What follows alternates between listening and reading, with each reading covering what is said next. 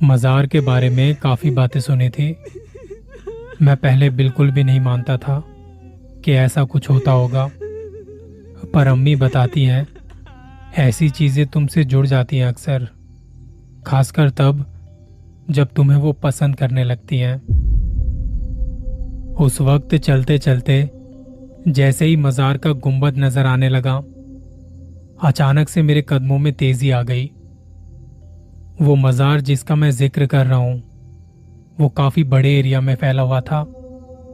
उसमें एक बड़ी इमारत और एक बुजुर्ग की कब्र थी जो सुर्ख लाल ईंटों से बनी हुई है।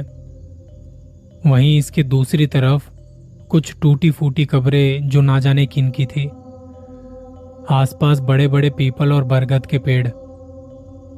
इस मज़ार पर सुबह से लेकर शाम तक काफी लोग आते थे और यहाँ की गई उनकी मन्नतें पूरी होती थी। जो लड़कियां शादी की मन्नत मांगती, वो मन्नत पूरी होने के बाद शादी के जोड़े में अपना सर झुकाने आती। लेकिन ये मज़ार जिस वजह से मशहूर थी, वो वजह थी लोगों के ऊपर से ऊपरी हवा का उतारना। दूर दूर से लोग अपने घर वालों को साथ लाते थे और जब तक वो ठीक नहीं होते, वो यहीं के होके रह जाते। कुछ ऐसे ही लोगों को मैंने ना जाने इस तरह से कितनी ही कलाबाजियां खाते देखा था, जो कोई आम इंसान कर ही नहीं सकता। माँ ने बताया था यहाँ पर अनजान ताकतों को ऐसे ही सजाएं दी जाती हैं। कभी तो दोपहर की चिलचिलाती गर्मी में नंगे पैर कोई भागता नजर आता, कभी कोई अपने पैरों को ऊपर कर हाथों के बल जल्दी जल्दी चलता नजर आता। उनके साथ आए उनके घर वाले एक कोने में बैठे ये तमाशा देखते। उस वक्त मैं और मेरे कुछ दोस्त, हमारा बड़ा मन हुआ यहाँ पे जाने का, पर मेरे अब्बू इन सब के सख्त खिलाफ थे। वो मना करते थे मज़ारों पर जाने से। अम्मी और मुझे अक्सर मना कर दिया करते, मगर वो मज़ार मेरे स्कूल के रास्ते में पड़ती थी और अक्सर वहां से आते जाते मेरी नज़र उस तरफ चली जाती। और किसी ऐसे इंसान को जब मैं वहां देख लूं, तो मुझे ये चीजें किसी करतब से कम नहीं लगती थी। ऐसे ही एक दिन जब मैं स्कूल से आ रहा था, दोपहर की चिलचिलाती गर्मी में मेरी नजर मज़ार पर पड़ी। वहां चबूतरे से उतरकर एक औरत नीचे बैठी हुई थी। उसने अपने सिर से लेकर गर्दन तक एक दुपट्टा लपेटा हुआ था। देखने से वो एक जवान और खूबसूरत लड़की नजर आ रही थी। उस वक्त अपनी आंखें बंद किए हुए, हथेलियां जोड़े हुए, वो बस नजरें नीचे करके बैठी हुई है।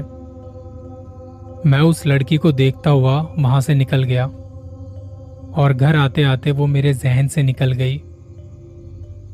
अगले दिन जब सुबह मैं स्कूल जा रहा था, मेरी नजर फिर से मज़ार की तरफ गई। आज भी वो लड़की वैसे ही बैठी हुई थी। मैं काफी देर तक रुक के उसे देखता रहा, पर उसने एक बार भी मेरी तरफ आंख उठाकर नहीं देखा। मैं स्कूल की तरफ बढ़ चला। दोपहर को वापस आते हुए मेरे दिल की धड़कनें बढ़ चुकी थी। आज वो मज़ार खाली थी। बस कुछ लड़के नजर आए जो खेल रहे थे। कुछ देर तक तो मैंने उस लड़की को ढूंढा, पर जब वो नहीं दिखाई दी तो मैं घर की तरफ निकल गया। इसके अगले दिन मेरे स्कूल की छुट्टी थी, लेकिन उसके अगले दिन जब मैं स्कूल जा रहा था, मज़ार के करीब पहुंचकर मैंने अंदर झांका। वहां कोई नहीं। मेरा दिल बैठ गया। शायद वो लड़की किसी के साथ आई होगी। उस दिन मेरा दिल पढ़ाई में भी नहीं लगा। दोपहर को वापस आते हुए मैंने फिर से मज़ार के अंदर झांका, तो इस बार मेरा दिल बहुत तेज तेज धड़कने लगा। वो सामने खड़ी हुई थी और उसने अपनी नजरें मेरी तरफ घुमाई। उसकी आंखें बड़ी उदास सी थी। शायद ये जिसके साथ आई है वो बहुत बीमार है। ये लड़की शायद कहीं दूर से आई है, तभी यहां पर अक्सर दिखाई दे जाती है। थोड़ी देर एक दूसरे को देखने के बाद हमने नजरें घुमा ली और मैं तेज तेज कदमों से घर की तरफ बढ़ने लगा। मेरी धड़कनें तेज थी। मुझे नहीं मालूम मैं बार बार उस लड़की को क्यों देखना चाहता था। इस बार वो मेरे दिमाग से नहीं निकली। मैं रात भर उसके बारे में सोचता रहा। दूसरे दिन मैं स्कूल जाने के लिए वक्त से पहले तैयार हुआ, मगर फिर ऐसी बारिश हुई कि स्कूल की छुट्टी हो गई। मैं तो इतनी बारिश में भी घर से निकल रहा था, पर स्कूल वालों ने घर पर फोन कर दिया और फोन भी अब्बू ने उठाया। ऐसे में घर से निकलने का सवाल ही नहीं था। बारिश आज बंद होने का नाम ही नहीं ले रही थी। मैं यहां परेशान, कहीं ऐसा ना हो वो लड़की वापस अपने घर चली जाए, मैं कभी दोबारा से उसे देख ही ना पाऊं। मैं कुछ भी करके उससे बात करना चाहता था।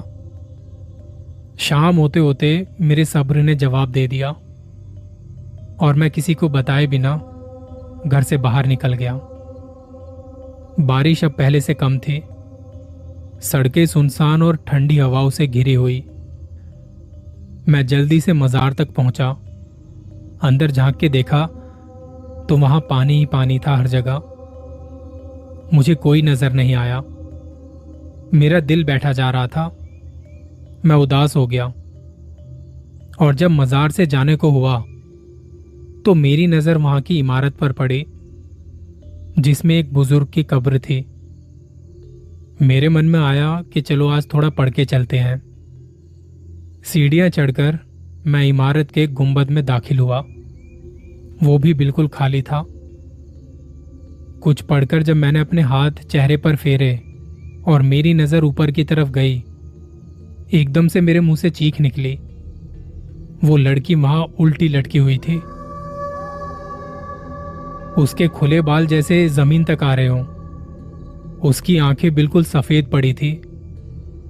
आज उसका चेहरा किसी खौफनाक चुड़ैल से कम नहीं लग रहा था। मुझे देखते हुए उसने अपने दोनों हाथ मेरी तरफ किए। मैं तब पागलों की तरह चीखता हुआ वहां से बाहर भागा और ना जाने कैसे घर तक पहुंचा। घर पहुंचते ही बेहोश हो गया। घर वाले बताते हैं कि मुझे बहुत तेज बुखार चढ़ गया था और मैं बहकी बहकी बातें कर रहा था। फिर बाद में कुछ मौलवियों को दिखाया, अस्पतालों में दिखाया।